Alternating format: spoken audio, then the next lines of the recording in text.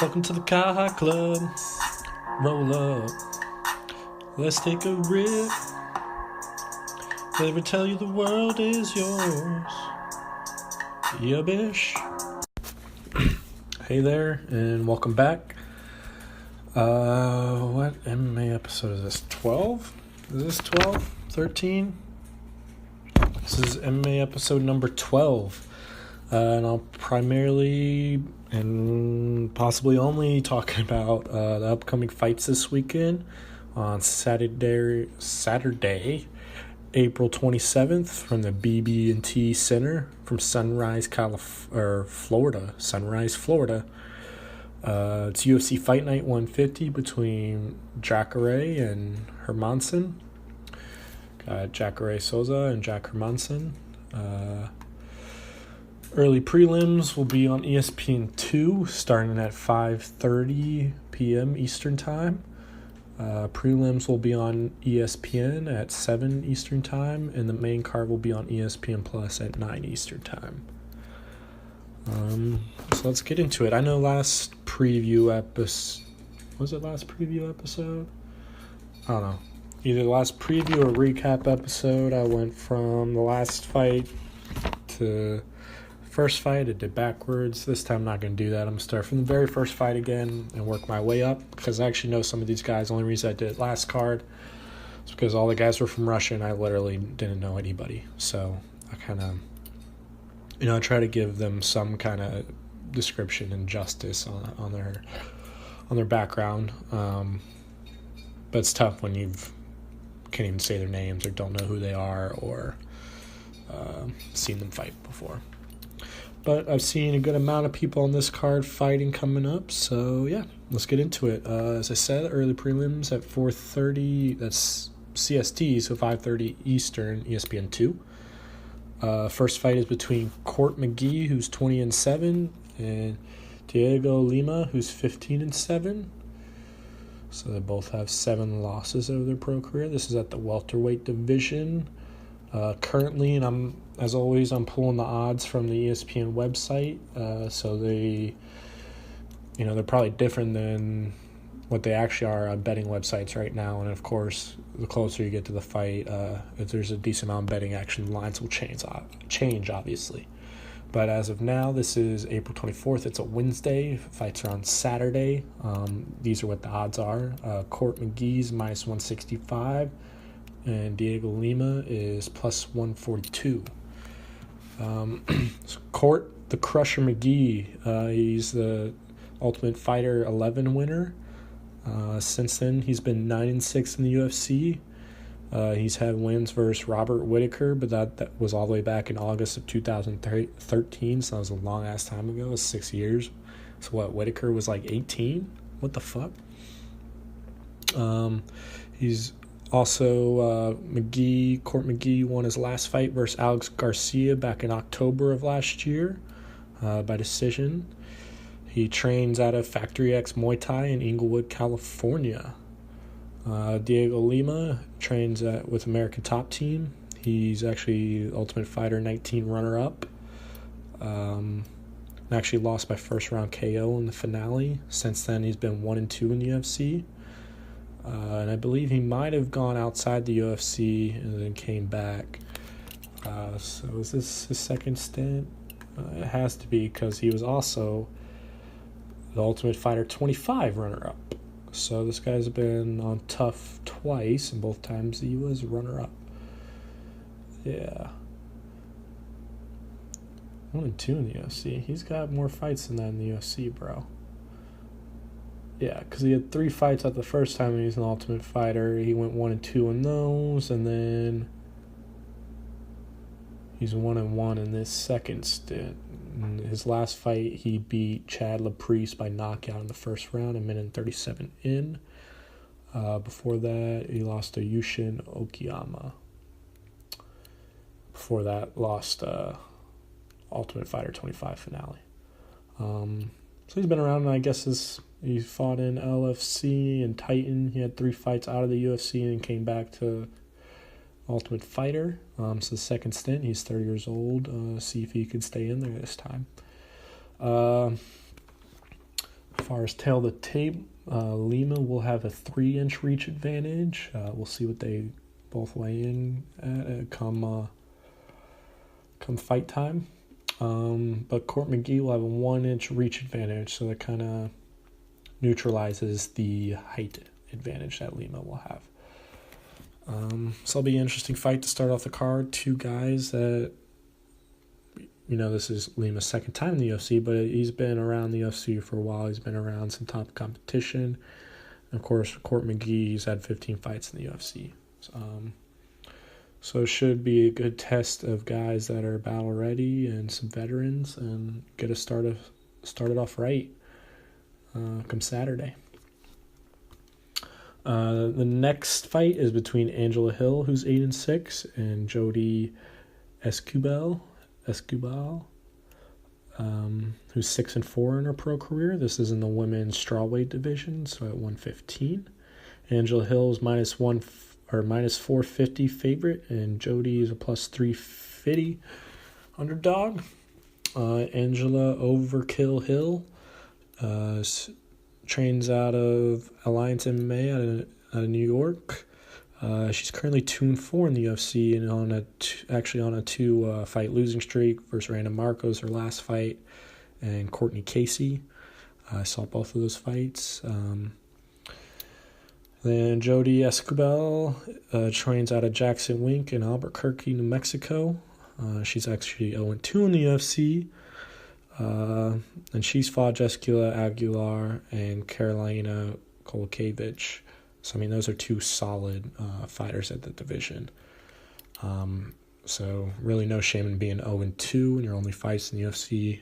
Angela Hill is a test as well, but she's, on a losing streak and really hasn't established herself too well in the UFC. She has great skills, great stand-up, kickboxing skills, maybe even Muay Thai trained. I don't know her background too well, but she's a lengthy fighter. I was going to say but she's 5'3", and so is Jodie, and Angela Hill will only have a half-inch reach advantage. So I think I guess it's just the way that Angela's built. She just has long limbs, long legs, and long arms. So she just looks like she has more reach than she actually does. 64-inch and a half reach is pretty good for being 5'3". But it seems, it's not like a monstrous reach like a John Jones has consistently 6 or 8 inch reach advantage on guys. So he can always touch them whenever he can't, and they can't touch him. But it's different for Hill, and it seems like when she's forced to brawl and gets pressured and her back pushed against the cage, she's not, and most rangy strikers are like that. They don't like being, some of them like to circle around and keep their back on the cage and then explode from that. But for her, it seems like she really wants to be out in space. She wants the freedom to move further backwards to dodge punches and kicks and things like that. So we'll see how this plays out. Hill's a huge favorite. And actually, since I wrote this down, it says she's now minus 550 favorite. So it's already gone down minus 100 points. So she's got to be the biggest favorite on this card, I'm assuming. But honestly, it wouldn't surprise me if Jodie got the win. I've never seen Jodie fight. And just looking off their little fighter stance pictures here on ESPN, Angela definitely looks like the more athletic fighter, and she usually is going to her fights, but she's 2-4 in the UFC, so we'll see. Who knows? I might throw some money on Jodie just for the fuck of it. Why not? Say, fuck it. So see how that fight plays out. The featured early prelim is between Jim Miller, who's 29-13, versus Jason Gonzalez, who's 11-4 in his pro career. It's at 155, the lightweight division. Miller currently is a minus 145 favorite, and Jason Gonzalez is plus 125. Jim A10 Miller Is 18-12 in his UFC career, and out of those 18 wins, he's had 10 submissions. His last fight, though, he actually lost versus Charles Cowboy Oliveira. Actually, he's not Cowboy Oliveira. Charles Oliveira is the fucking submission specialist. Alex Cowboy Oliveira is the other Brazilian Oliveira that's actually Cowboy, and he's on this card as well. So my bad. But Miller lost his last fight versus a very good submission expert in Charles Oliveira. Round 1 rear naked choke.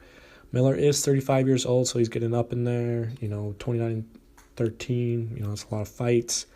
He actually, I believe, trains out of his own gym that he started called Miller Bros MMA, and that's based out of New Jersey, somewhere there. Then we got Jason. What is that nickname? Nicoya? Jason Nicoya Gonzalez. He trains out of Millennial MMA in Southern California. He's currently 1-2 in UFC. He actually lost his last fight versus Jacare Souza by round 2 arm triangle. There's really no shame there. Jacare Souza is a legit dude. Who knows when he gets back from his fucking fishing trips. Gillespie says he's the best fisherman in the UFC. He's probably right. Never even seen him fish, but I'm going out on a limb. I'm saying he's the best fisherman in the UFC. But Gregor's a legit dude. He's a legit top 10 guy in the stacked 155 division. I can't wait to see that dude get back out there. So the fact that Jason Gonzalez lost to him, I mean, that's all right. He's still getting started. Only 3 fights in the UFC. Out of the 11 wins in his overall pro career, he's had sub-submissions and 4 KOs. So he's finished all of his wins. Yep, that's 11. And he's only 29 years old, and I say only because I guess relatively to Jim Miller, he's 35, and he's been in some wars, and he's been around for a while. So we'll see how this plays out. Gonzalez is 6'2", and Miller is 5'8", so we'll have a 6-inch height advantage with a 3-inch reach advantage as well. Both are southpaws.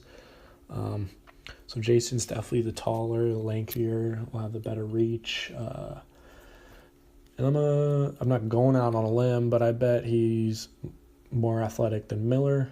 So if Gonzalez can keep it in space and try not to brawl with Miller, then I think he definitely has a chance.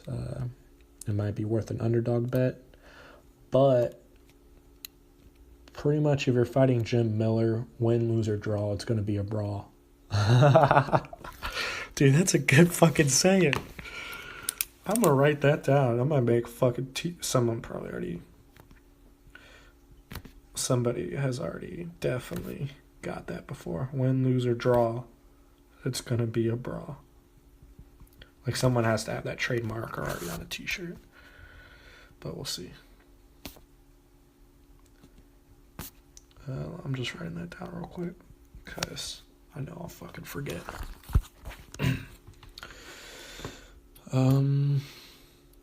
So yeah, that actually that closed. Yeah, so Jim Miller fucking always makes anybody brawl. No matter who he fights with, no matter if they're above or below his competition. So tough task in front of Jason Gonzalez, but if he can pull off this win, that should basically prove to the matchmakers that he belongs in the UFC, at least for another contract. I don't know what his contract is, but this will be his 4th fight in his UFC, so he maybe has one more and then it expires after this. So hopefully, and I'm not like not rooting against Jim Miller. I don't know how many knots I said, so I probably had a double negative, which equals positive, but I don't fucking know. But I want both the guys to win, but both guys can't win. So hopefully Jason can win and prove that he belongs in the UFC, and hopefully Miller can win and just ride off his, his continued legacy of being a legit UFC veteran. He isn't going to win the title anytime soon or ever. And I don't know if we'll ever have a number by his name, especially at lightweights, way too stacked. But either way, good luck to both guys, and that should be a very exciting matchup to fucking in the early prelims. Start the prelims, which are on where again? prelims are on ESPN, 7 p.m. Eastern, 6 Central. The first fight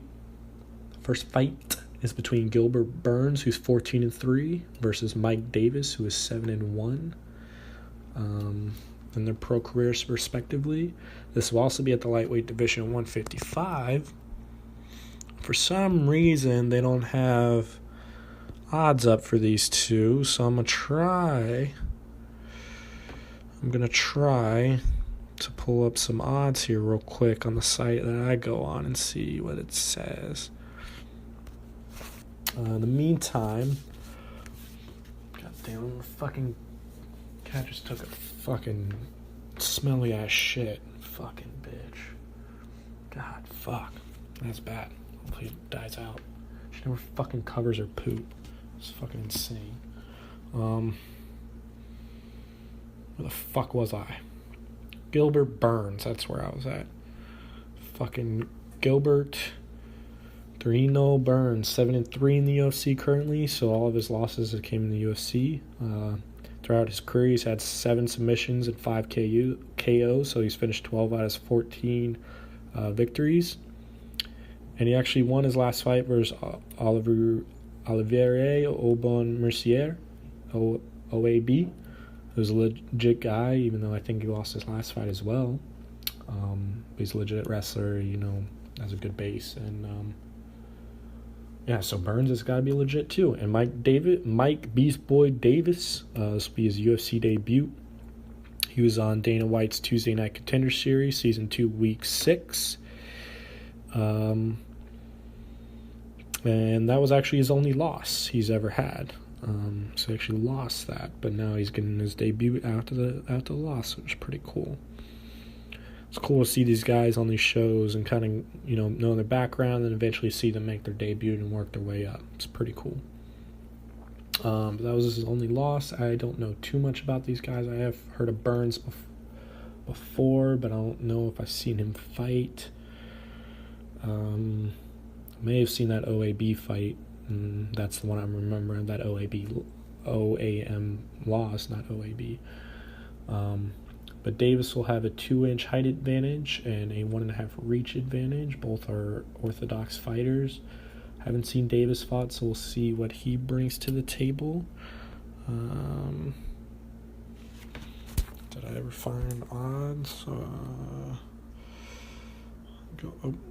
Gilbert Burns and Eric Wisely. So they have odds up for Gilbert Burns and Eric Wisely. I'm guessing that's who he was supposed to fight. And then Mike Davis is hopping in short notice, which is probably why he lost the Contender Series and is now getting his debut after a loss. I don't see any odds for this fight, so...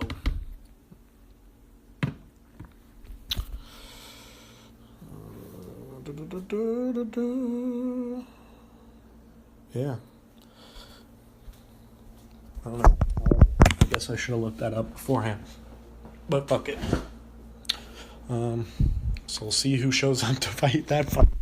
I don't even know. So the next fight after that, if that fight is happening, we'll see, is between Carla Esparza, who's ranked...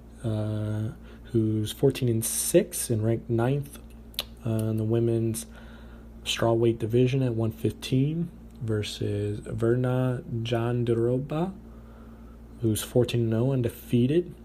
Esparza's minus 130 favorite, and Verna's plus 110 underdog. I think those odds have shifted a little bit since I wrote them down, which is literally this morning or this afternoon. So get those favorable bets in when you can, because the lines move often. Esparza. Carla Cooking Monster Esparza. Nice nickname. She's former Invicta champ. She's also Ultimate Fighter 20, Season 20 champion. Since then, she's been 3-4 in the UFC. She lost her last fight versus a very talented fighter in Tatiana Suarez, who I believe is about to fight Nina Ansaroff. It's on the Brazil card. I can't remember if it's the Brazil pay-per-view card or if that's the International Fight Week card, the one in Vegas. We'll find out when we have a preview episode for that. But Esparza last loss versus Tatiana Suarez, who's nasty, and by a third-round knockout. It was a tough fight. Esparza is fucking tough. I've seen her fight live. I believe I saw her fight Claudia Gadelha. And it might not even been that fight. I don't know. Esparza had a bad decision versus somebody that she lost.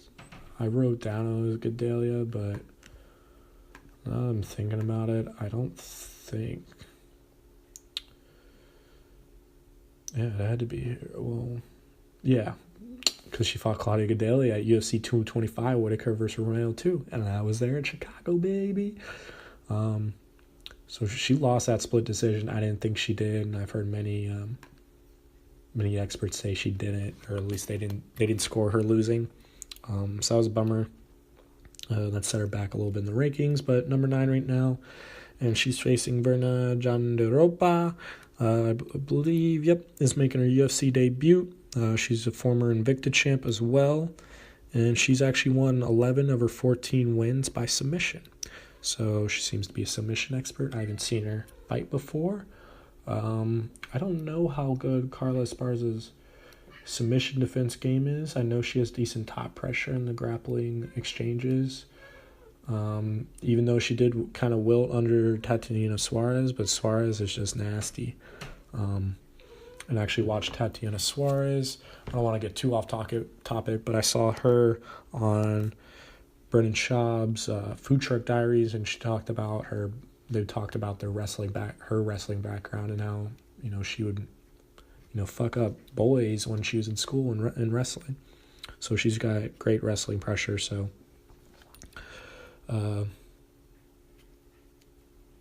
hard to count that against Carla Esparza.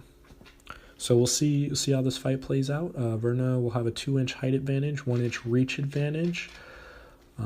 So Carla will most likely like to close the distance and get, kind of make this a brawling fight like she usually does, kind of like how Jill Miller will have to as well. But she probably doesn't want to get too close. Verna is Brazilian, so I'm assuming she has a Brazilian black belt in jiu-jitsu. I don't know, but she does have 11 submission wins, so don't get too close to where you get caught in a fucking submission. Take my advice. I know everything. Just kidding. So that'll be an interesting matchup there. The next fight after that is between Andrei Arlovski, who's ranked 15th of the heavyweight division, 27-17 his pro career. He'll be fighting Augusto Sakai, who I didn't recognize his name at first, but now that I see his picture, I recognize this dude, and I remember him being kind of legit. He's 12-1-1 currently. Where are those notes? So Andrei the Pitbull Arlovski trains out of Jackson Wink. He lost his last fight versus Walt Big Titty Harris, but the decision was overturned because Harris failed a drug test. So yeah, I can't believe that. This will be Arlovski's 45th professional fight, which is just insane. He's 40 years old. I've seen him fight live twice, I believe, right, Grace? I know I saw him in Norfolk, against Junior Albini, who was wearing a diaper that fight. Yeah, that was between Poirier. Oh, yeah, Poirier Pettis was the main event that night. Forgot. I saw Poirier fight live. And then I also watched Arlovski fight Tai Tuivasa in Chicago for the 225 card.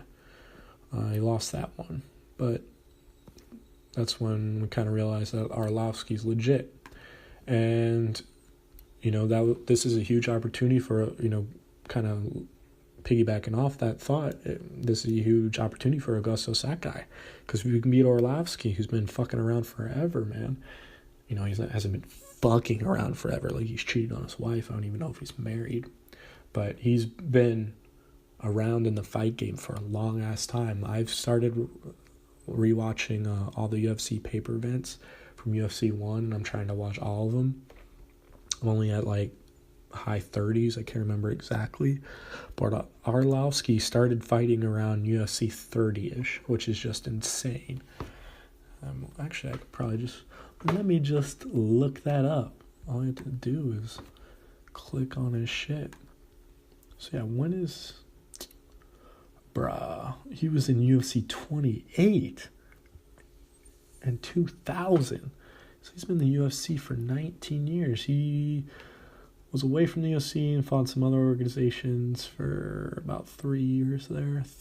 3 or 4 years, and then came back in 2014. Just probably found better money elsewhere because the UFC was struggling at that time.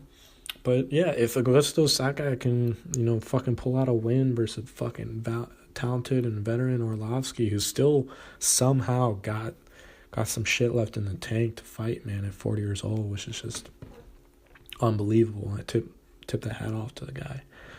I haven't heard him talk too much, but he seems all loose and he seems all mentally there, so that's great. Sakai Augusto is 27 years old, so he'll have age advantage if you think that's an advantage.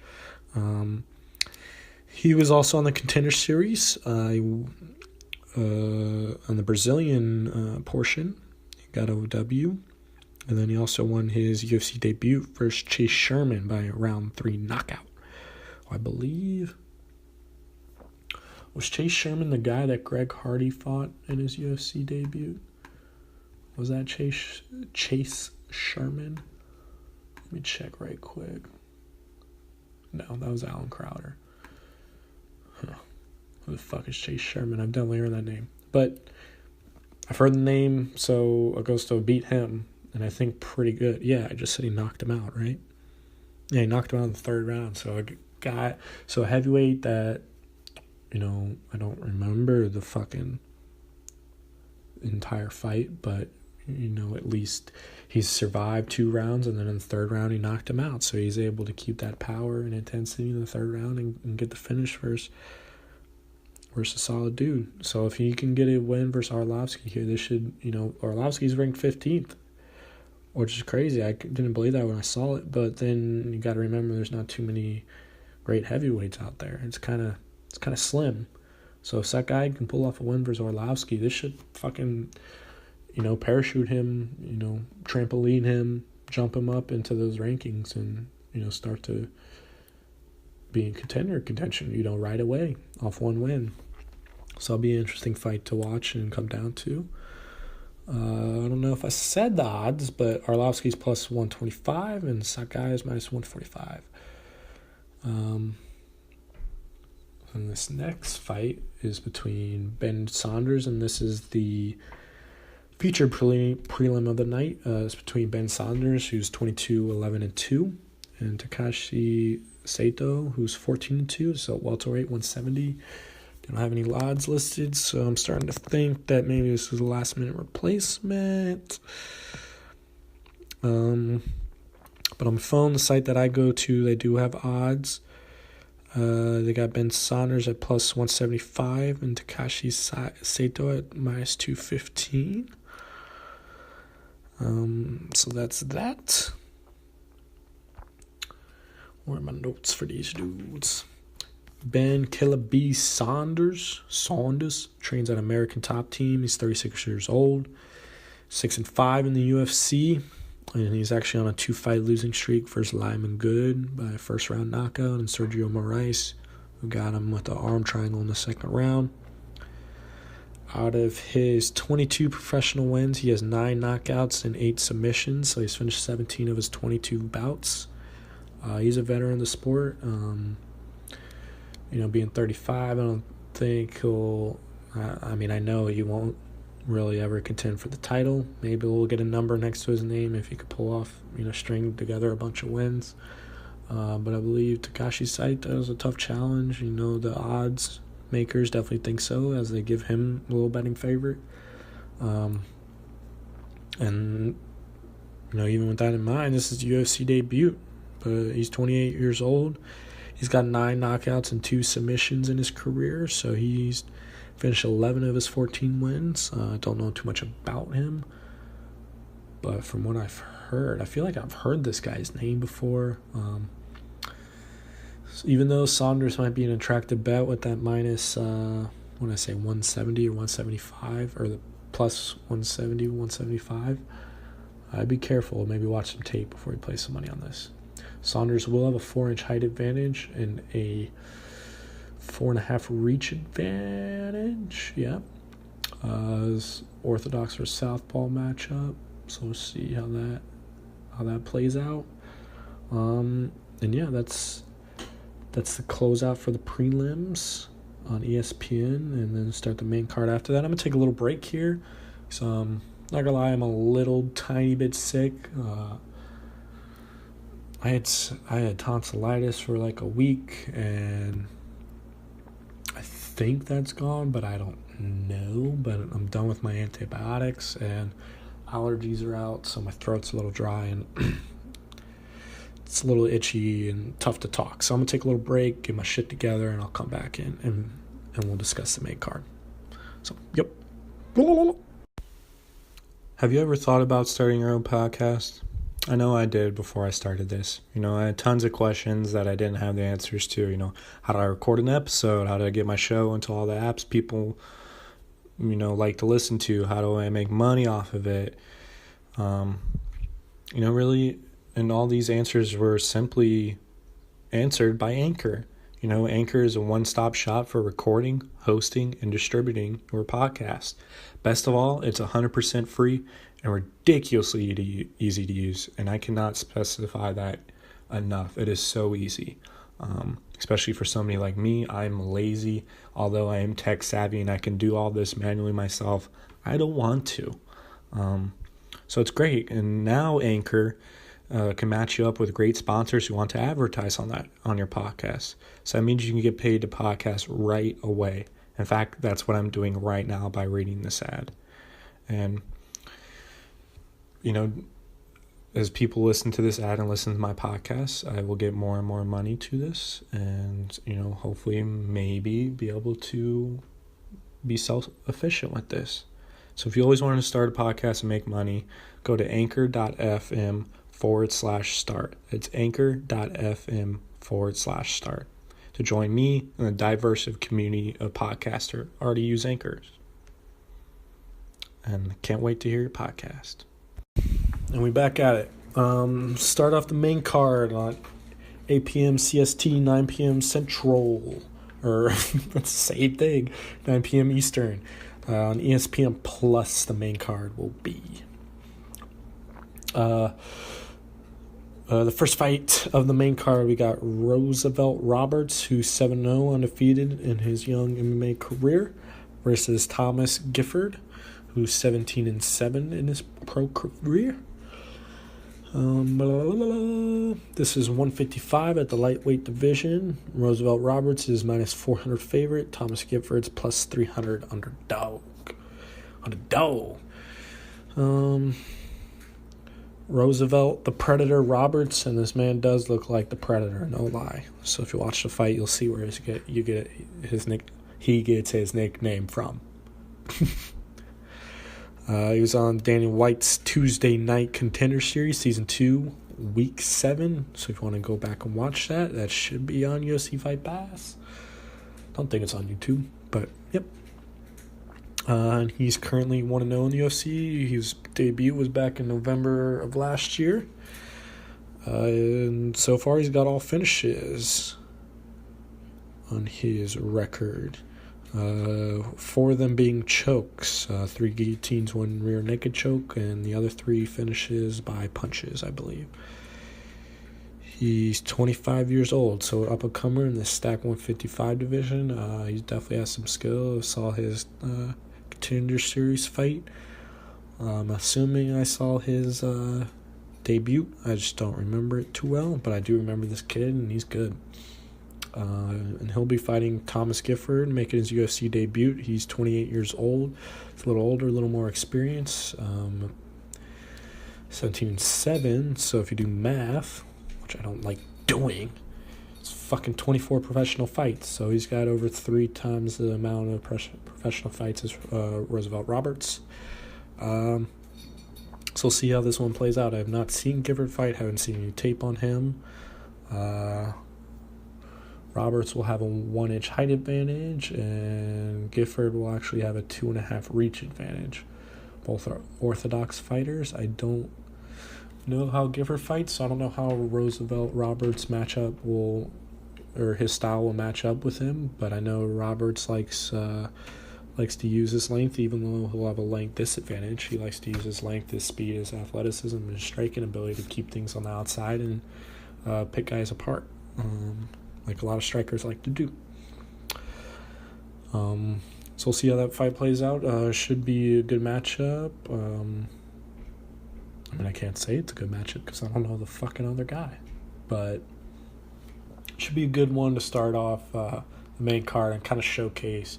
I think the idea is to showcase Roberts, showcase the Predator, because I think he could potentially be a contender, sometime soon. Maybe not soon, but definitely down the road. So yeah.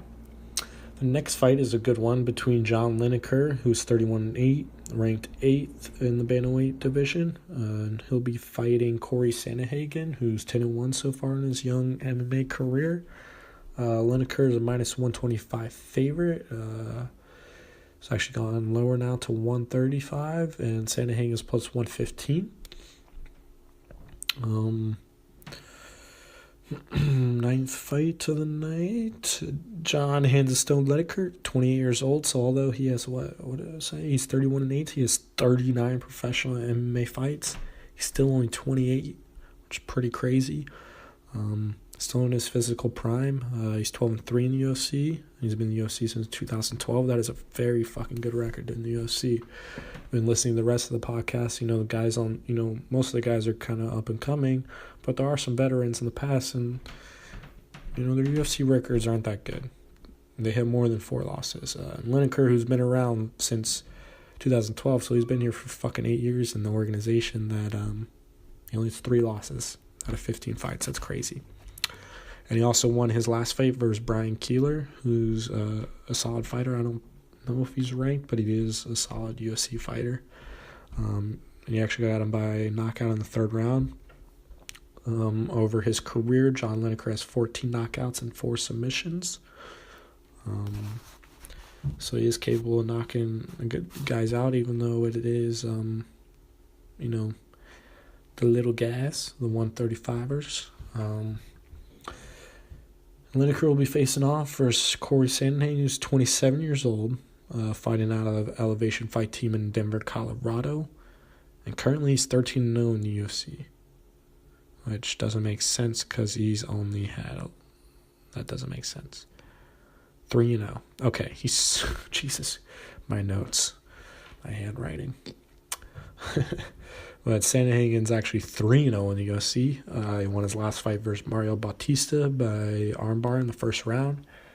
And he has 4 knockouts and 3 submissions out of his 10 overall professional wins. So finished 7 out of 10. This should be a very good fight, I believe.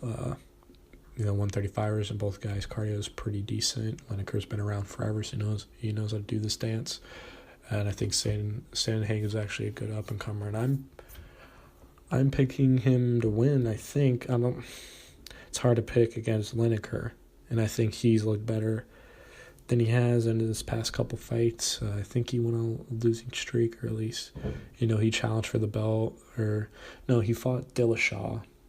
And then Dillashaw beat him and, went on for his title contention, his title reign or whatever, now that it's over though because of PEDs.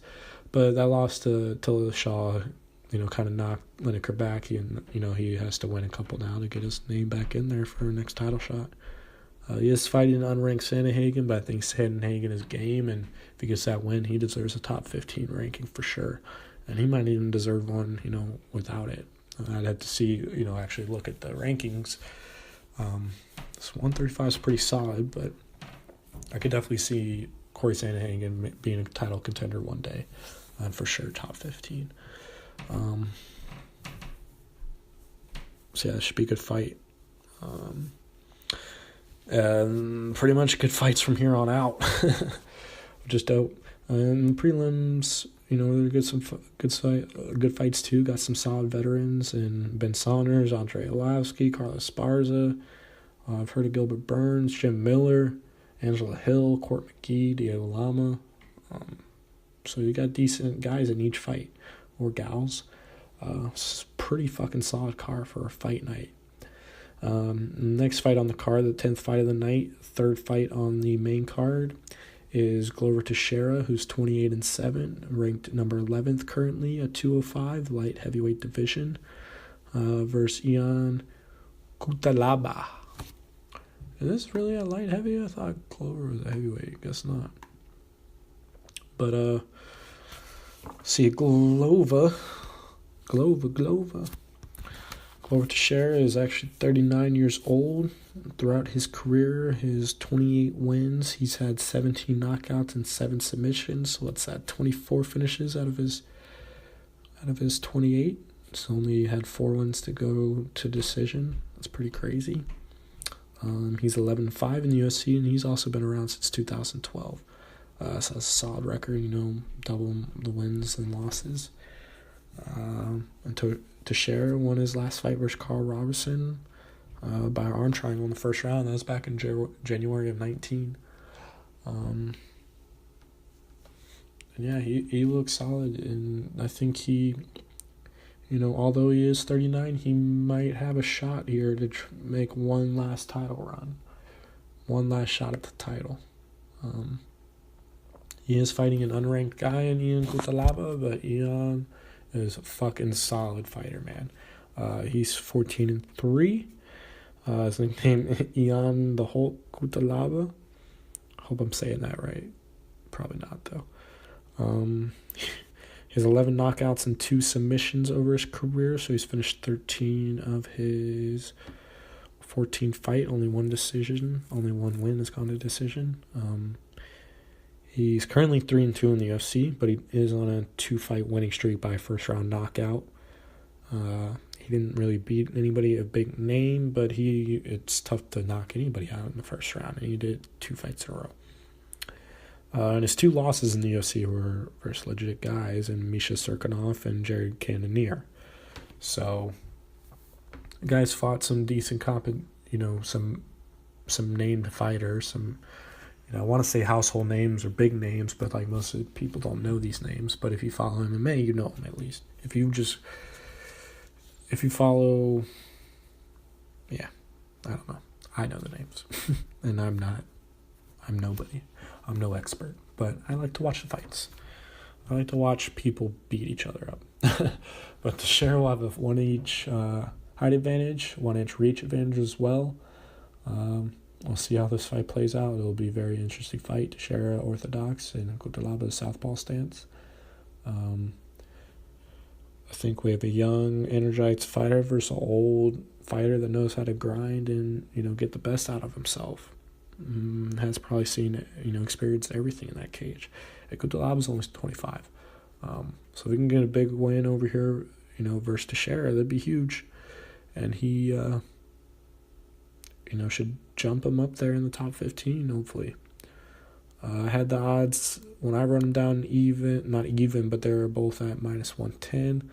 That's since changed. Glover's -120 and Cutelaba's +100.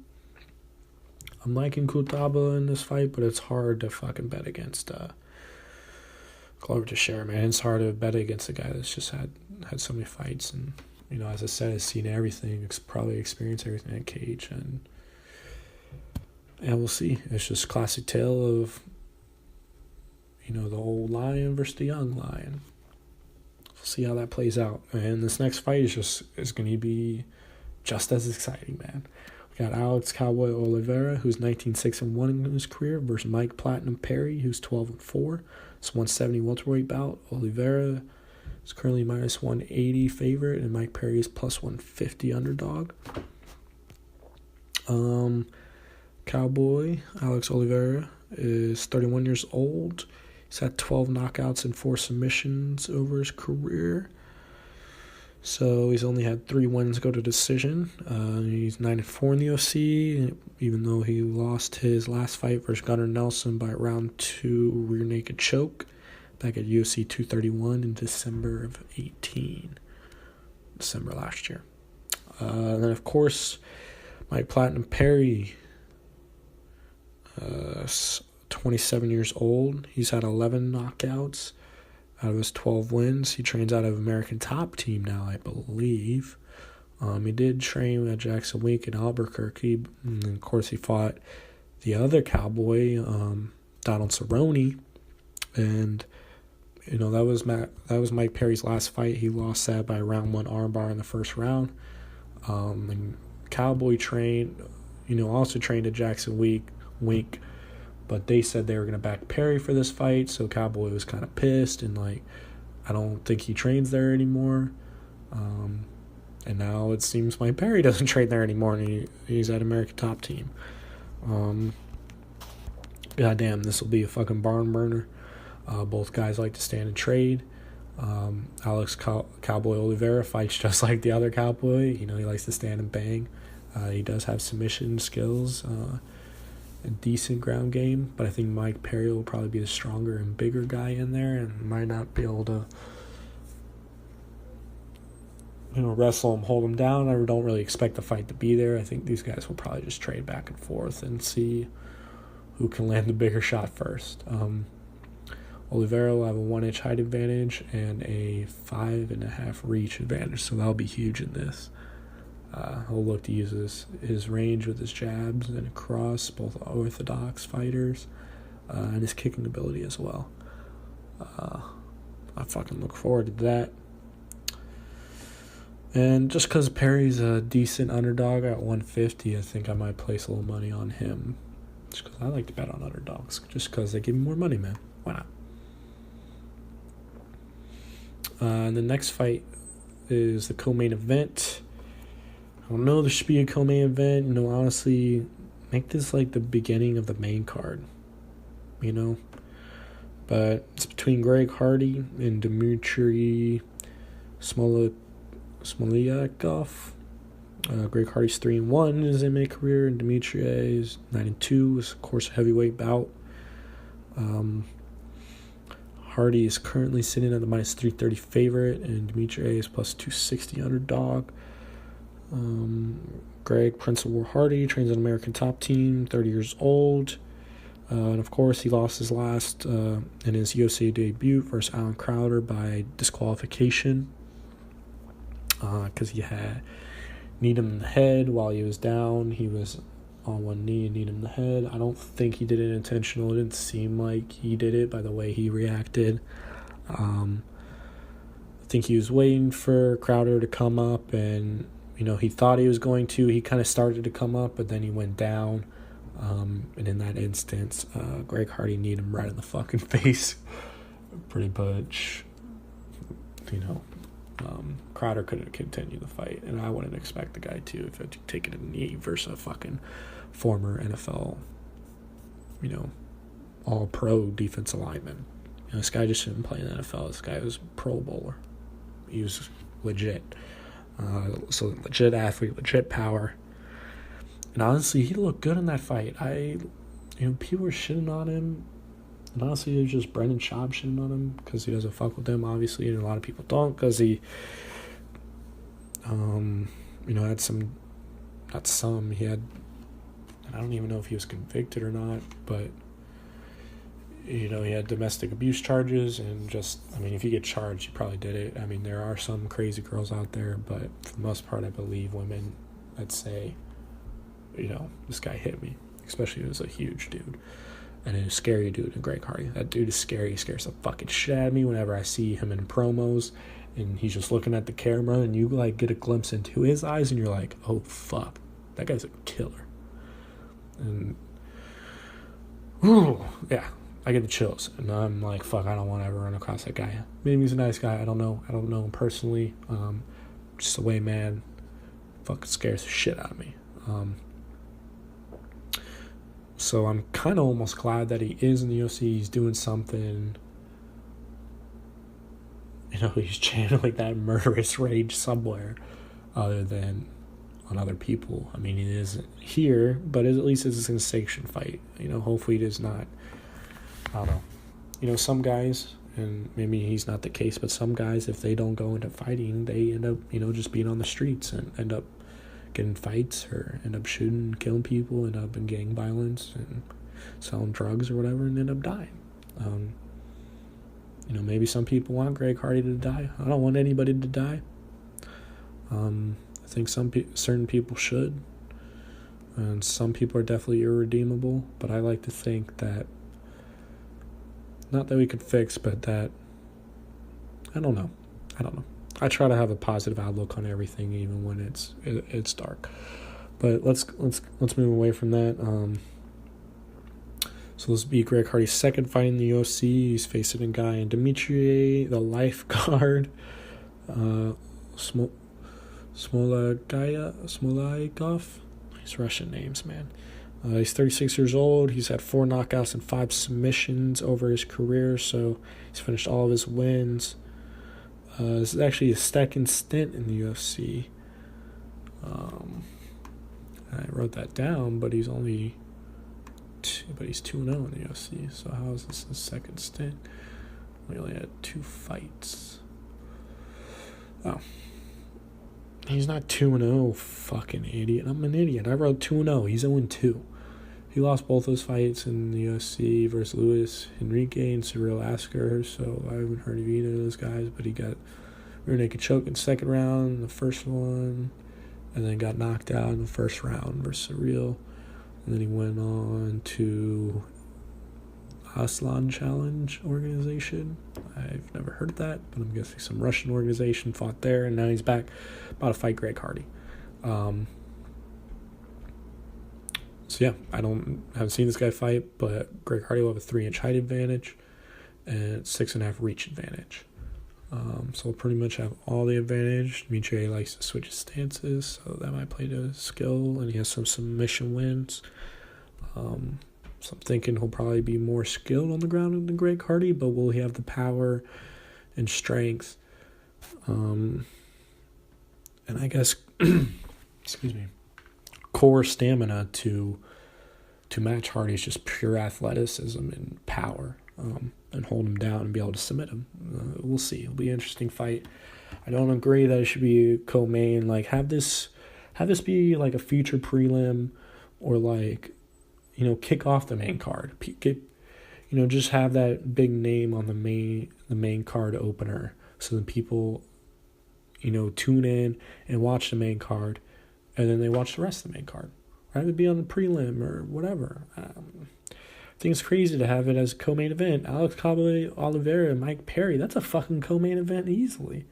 You could have Glover Teixeira and Ian Kutalaba fighting the main event, co-main. You have John Lineker and Corey Sandhagen fighting the co-main. Those are all legit fights. Those are legit fights with actual, only 2 of those fighters are ranked, but, these actually have meaning for the divisions. This Greg Hardy fight means nothing. I mean, maybe if he starches, 4 more dudes in the first round, which he hasn't done yet in the UFC, he might get, he might start getting the rankings and actually start talking about a contender. But until he's proven himself and got a couple wins, you can't just stick him in the co-main event, man. What the fuck? Cowboy and Platinum Perry, man. That's a good co-main. That'd be hype. So I don't agree with that, but I'll still be watching, especially because it's before the fucking main event. But I watch all the fights either way, so I'm not hating. But I just don't think it's smart to have a co-main. All it does is, I guess, get more people to talk about it, which I guess is, at the end, all the UFC really, really wants. As long as people are talking about it, they say, all press is good press, especially in the fight game. But last but definitely not least, we got the main event. We got Jacare Souza. He's 26-6 over his pro career. He's ranked 4th currently at 185, the middleweight division. And Jack the Joker Hermansson is 19-4, now freshly ranked number 10 after being unranked. And he's actually taking this fight on short notice. Yoel Romero was supposed to fight in this fight, but I believe he came down with pneumonia, so he had to back out about a couple weeks ago, and I talked about that on one of the preview or recap show. I don't remember. Somebody just ringed my door. I'm not expecting anybody, so I'm not getting it. So if you heard that beep, sorry guys, but this is the last fight. I'm talking about it. I'm not letting in some random stranger. Yeah, Jacare, 39 years old. He's at 8 knockouts and 14 submissions over his pro MMA career. So he's finished 21 of his pro fights, or 22 actually, sorry. 22 of 26, only had 4 go to decision. He's a former Strikeforce champ. He's currently 93 in the UFC, and he's been in the UFC since 2013, so he's been around for a little bit. UFC veteran, of course. And he won his last fight versus Chris Weidman, by third-round knockout back in November of last year. And Jacare said that he's been promised if he won this fight, he was next. He had next shot at the belt. But we all know, Robert Whitaker has a belt. He's coming off, I think, double hernia surgery and some medical issues. And then he, had to drop out versus Kevin Gastelum. And then Kevin Gastelum, Israel Adesanya just fought, the last stylebender. And they just went to war. That was one of the greatest fights I've ever seen. Both those fights that night with Holloway and Poirier were 2. If you can, if you have ESPN Plus, or it's probably pay-per-views, you have to buy it. But if you have the chance, definitely go back and watch those fights. Fucking amazing. This is the last pay-per-view card, which is what, 230 something. I don't know. But yeah, so now Adesanya, he has the interim belt, and he has the next shot at Whitaker. So I guess Jacare, if he wins this and what the UFC told him, even though they told him this back when he was supposed to fight Romero, the winner of that fight would be next. So it would be Izzy and then winner of Jacare Romero. But, I think it should still apply here. Maybe not give Hermansson the next shot, but definitely Jacare. Hermansson's no slouch, definitely. He's fighting a fucking winning streak. He's fucking hot right now. The Joker, Hermansson, he's had 11 knockouts and 5 submissions over his early career. So math, he's had 16 finishes out of 19 of his wins. He's 30 years old, so he's in his athletic prime and currently 6-2 in the UFC. He, of course, won his last fight versus David Branch in the first round by guillotine in 49 seconds, which is just crazy. David Branch is a legit fucking fighter and Brazilian Jiu-Jitsu black belt. He's great Jiu-Jitsu, great, he's a good all-around fighter. Hermansson fucking dominated pretty quickly and choked him out. So it just goes to show how good he is. And he definitely deserves that top 10 ranking. Before that, he had wins versus Gerald Meerschaert and Taz Leites. I saw him fight Meerschaert live in Milwaukee. That was pretty cool. The man's legit. This is a legit fight, and I'm fucking stoked that he is hopping in here short notice and getting a fight versus one of the top guys. This is what he's been asking for. He's a super nice dude. When you watch him in post-fight interviews, he just has that energy, and you could tell he just loves fighting. He loves the entire game. He loves the rankings. He's probably obsessed with it just like I am, but he's fucking balls deep in it because he actually is fucking in it. So it's pretty cool to see a fighter be a fan. So this will be a great fight, main event. Jacare is currently sitting at -200 underdog, and Hermansson's +170. Can't bet against Jacare. You just can't, but I don't know. Last minute, I might drop a little coin on Hermansson. Just bet on that underdog. I've been betting on underdogs too much, and I've actually lost a majority of the fights I bet on. Just because I'm trying to strike it big like a fucking idiot instead of just being simple, being calculated like I was for the past year. That whole fucking year, I doubled my fucking bank account, and now it's back out where I started. That always fucking happens, man. That's life. The vicious cycle. We just seem to repeat ourselves, don't we? But nonetheless, this will be a great fight, and win, lose, or draw, it's going to be a brawl. And I can't wait. Coming up this Saturday, April 27th, from Sunrise, Florida, which I think is just Miami. I don't know. But yeah, it'll be exciting, and I'll be signing off now. Peace. Thanks for listening. Love you.